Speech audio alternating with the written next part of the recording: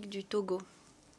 L'Assemblée va écouter une allocution de Son Excellence Bassirou Diomaye Diakhar Faye, président de la République du Sénégal. Je prie le protocole de bien vouloir escorter Son Excellence et je l'invite à s'exprimer devant l'Assemblée.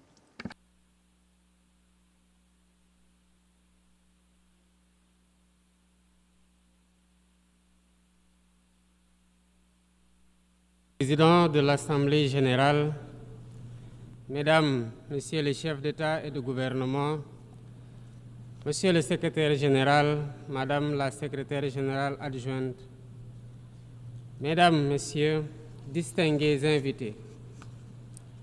Avant tout propos, je voudrais saisir cette tribune pour saluer à nouveau la mémoire de mon compatriote, Amadou Makhtar Mbow, qui vient de nous quitter. Ancien directeur général de l'UNESCO de 1974 à 1987, il fut un homme d'État émérite et un fervent acteur panafricain de la lutte pour les indépendances. Je félicite M. Philomène Yang pour son élection à la présidence de cette Assemblée générale des Nations unies, ainsi que son prédécesseur pour sa contribution à la mise en œuvre de notre agenda commun.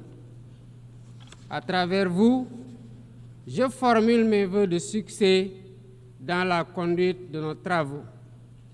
Je salue également l'engagement constant du secrétaire général Antonio Guterres, dont les efforts pour promouvoir la paix, la dignité humaine et le multilatéralisme sont plus que jamais nécessaires. Le Sénégal renouvelle son plein soutien à sa mission en ces temps de turbulence mondiale.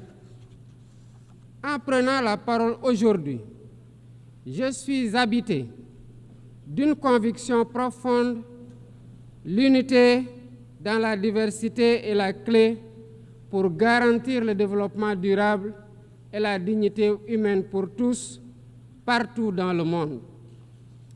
Ce thème de la présente session, qui guide nos discussions, nous invite à repenser nos responsabilités collectives et à nous assurer que les principes fondamentaux des Nations unies, définis il y a près de 8 décennies, continuent de porter la promesse d'un monde plus juste et plus équitable. Mesdames, Messieurs, nous vivons dans un monde troublé, où les principes de la Charte des Nations unies, qui prônent l'égalité, la justice et le respect des droits humains, sont chaque jour mis en mal. Les conflits s'étendent, les inégalités se creusent et les crises climatiques aggravent la vulnérabilité de millions de personnes à travers le monde. De surcroît, nous assistons à une remise en cause inquiétante du multilatéralisme, à un moment où l'humanité en a le plus besoin. Le monde doit se regarder en face, sans complaisance.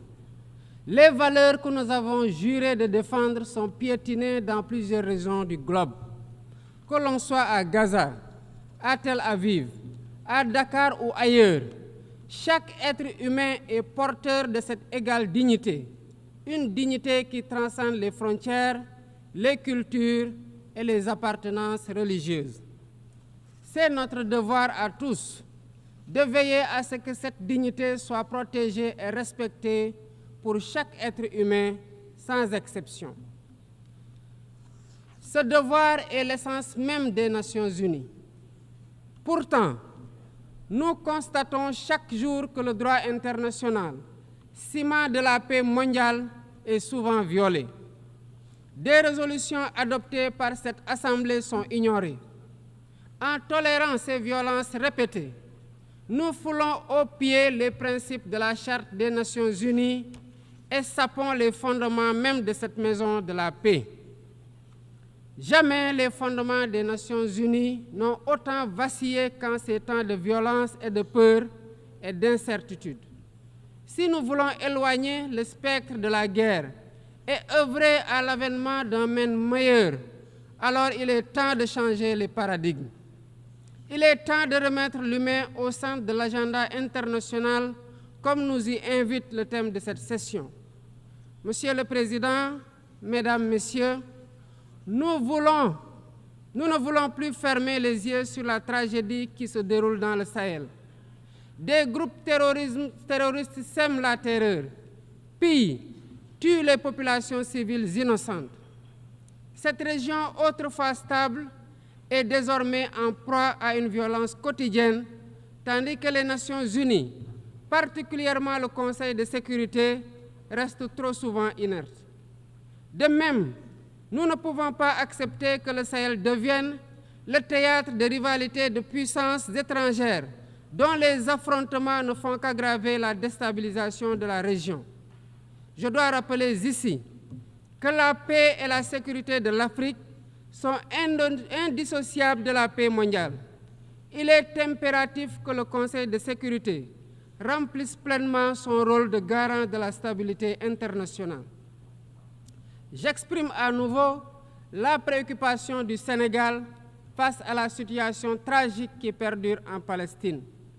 Des générations entières y ont grandi sous l'ombre de l'oppression, privées de leur droit fondamental à un État viable.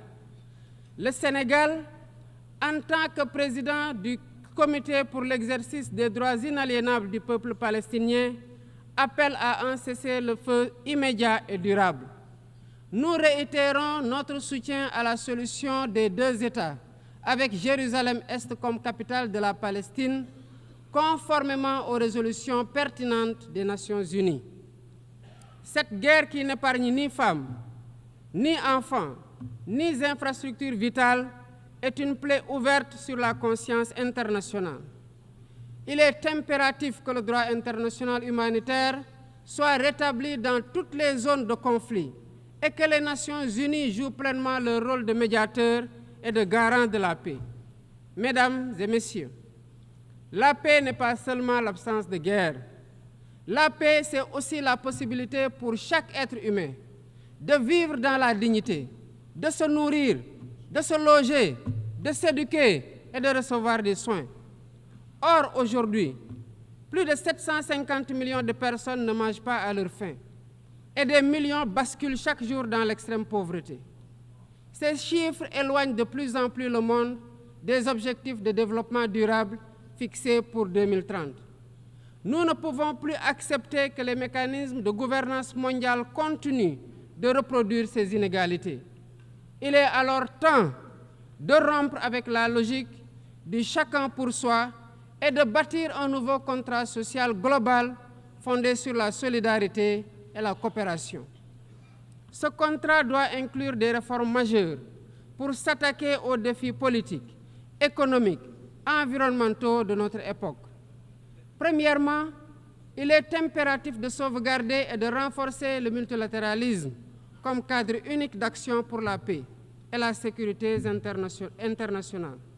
Cela passe par une réforme urgente des institutions mondiales, notamment le Conseil de sécurité, le FMI, la Banque mondiale, afin qu'elles soient plus inclusives et qu'elles reflètent les réalités géopolitiques et économiques actuelles. Le continent africain, en particulier, doit avoir une place plus importante dans ces instances de décision.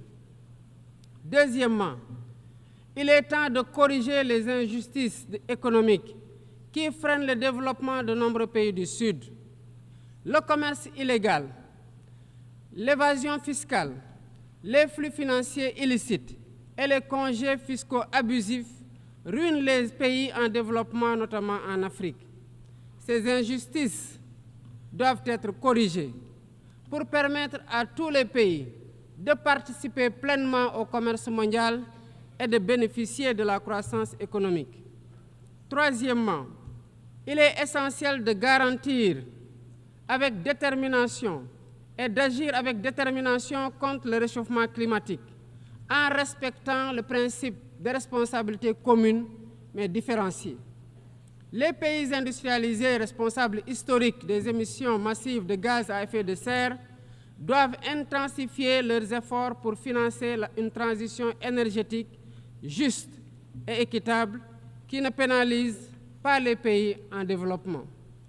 Nous devons impérativement protéger notre planète sans sacrifier les droits des nations les plus vulnérables à poursuivre leur développement.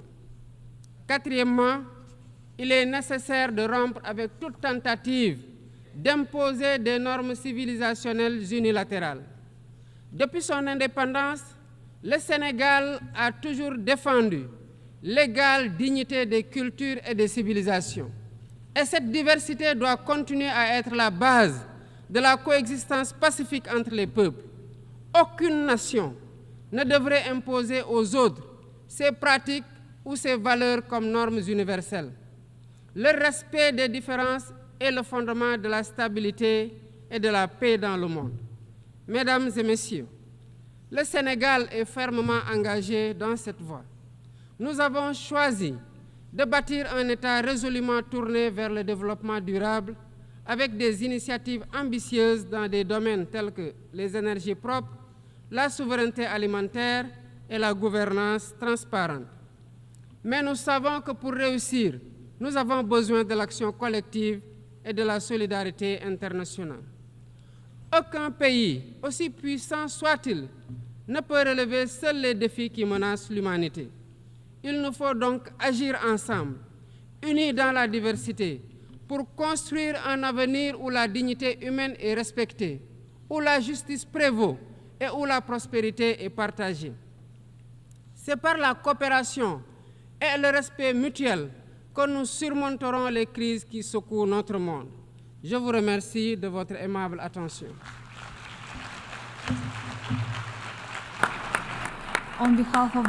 Au nom de l'Assemblée, je remercie le président de la République du Sénégal.